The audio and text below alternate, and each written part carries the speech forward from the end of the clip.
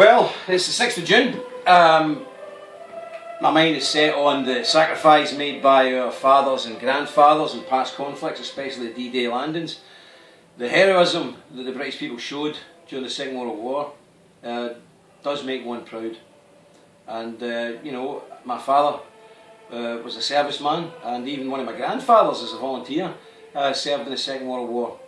So, you know, hats off to the people who fought, and especially those who died, to defend this country, to ensure our freedom, to ensure that this country went on free from Nazi tyranny. God bless each and every one of them.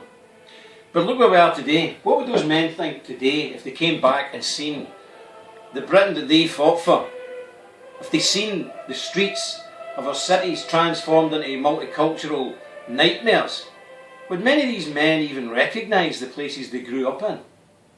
You know, we live in an age now where people are so frightened to say anything, so frightened to take a stand, so frightened to stand up. You know, there was a time when to get a British man jumping behind a rock, you had to fire a gun at him, you had to fire bullets at him.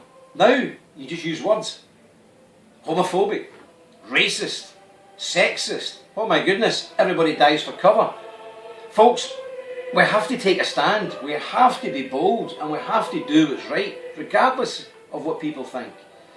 And you know, we live in a day now where we see hate preachers like Anjam Chowdhury, who was responsible for radicalising the chap who beheaded Lee Rigby, one of our brave young soldiers, on the streets of our capital. That man, instead of being in jail, was taken into protective custody by the authorities. It's ludicrous, it is insane, it's nonsense. And if anybody dares speak out, you're called a racist. Well, Islam isn't a race, it's a religion. And I'm opposed to it. And anybody who doesn't like that, or thinks I'm some kind of hate preacher, well, you think what you want. But the facts remain that this country is in serious trouble. And unless people stand up and be counted, there is no future for this country. You know, our fathers and grandfathers wrote a chapter in this island race's history in 1939, 1945. It's up to our generation, it's up to us now to write the next chapter. We need to write the next chapter of Britain's history.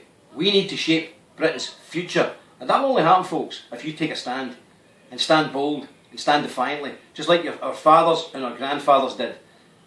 You know, there's no cowards on the beaches in D-Day. Each man did their duty. This country expects each man and woman to do their duty.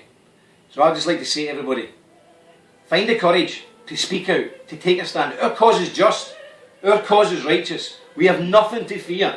Only the enemy should have fear in their heart. Fear from the truth, and fear from British patriots who want their country back.